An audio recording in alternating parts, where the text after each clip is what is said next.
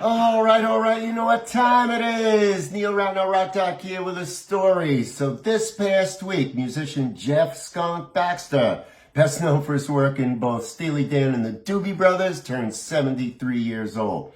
So today, I thought I'd tell you a few things about Jeff Baxter that you might not know. And as usual, a little background first. Self-described preppy, Jeff went to a private school in Connecticut where he played in a few local bands. Now, he also began working part-time at a music store on 48th Street in Manhattan called Manny's. And at the time, 48th Street, just off Broadway, was called Music Row and consisted of a single city block filled with well-known music stores, both big and small.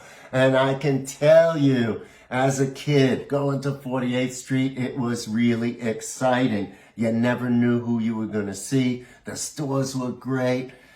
It was a trip, man. Unfortunately, not there anymore. I think if you go to 48th Street, you'll find apartment buildings and stuff like that. But it was great in its day. Now, when Baxter was working at Manny's, one day, this young guitar player named Jimi Hendrix, who was just beginning his career as a frontman, he had a band called Jimmy James and the Blue Flames. He shows up to look at guitars, and Baxter and Hendrix become friends. And one night, when Jimmy's bass player wasn't available, Jeff actually sat in. All right. Now, Baxter then moved to Boston to attend college.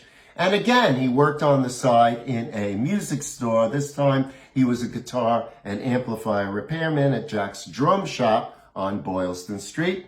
And it was in Boston in 1968, as a member of the psychedelic rock band Ultimate Spinach, that Jeff first reached a wide rock audience. Now, Baxter joined the band for their album Ultimate Spinach 3. It was their third and final album.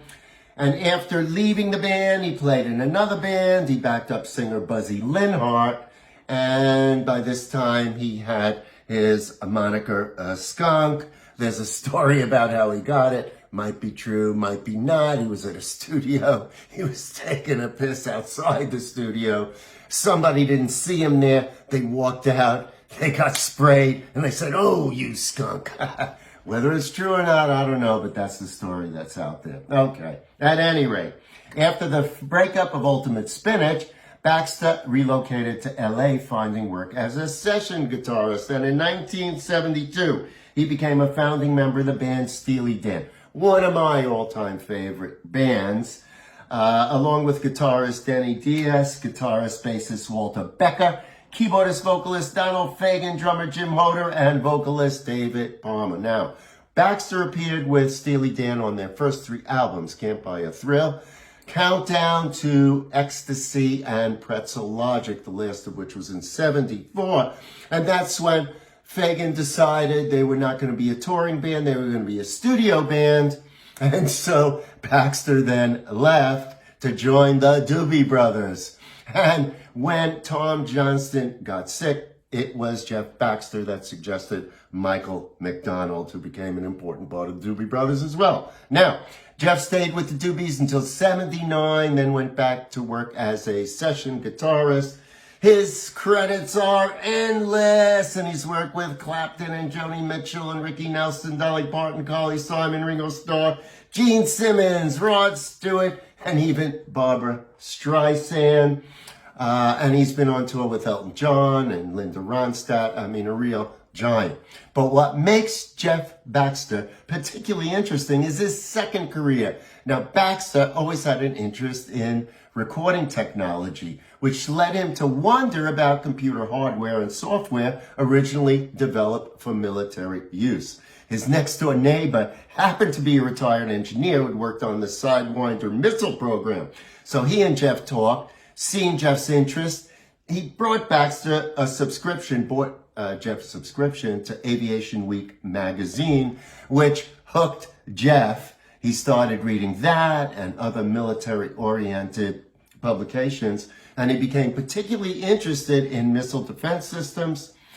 He was self-taught, and at one point he even wrote a 5-page paper that proposed converting a ship-based anti-aircraft missile into a rudimentary missile defense system.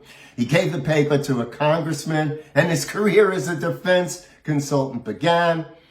This all started for Jeff back in the 80s, and for years now, Baxter has been a consultant, not only for the Defense Department and intelligence community, but for many different defense-oriented manufacturers. And of course, Jeff Baxter continues to play music.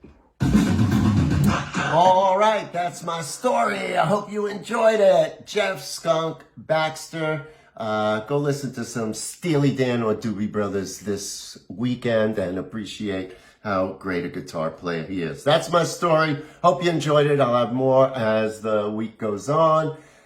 As I like to tell you, always remember to keep on rocking. All right, bye for now.